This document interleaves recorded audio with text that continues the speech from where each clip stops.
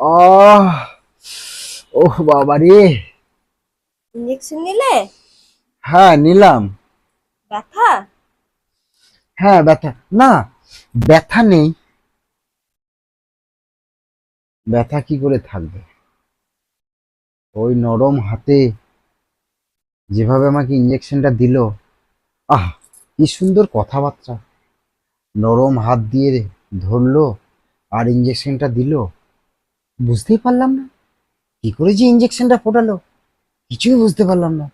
আহা, এবার থেকে যখন আমার কিছু হবে তখন আমি ঠিক ওখানে গিয়ে আমি ইঞ্জেকশন নিয়ে আসবো। আহা হা হা।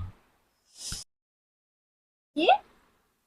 ইঞ্জেকশন না, গুজে দেবো।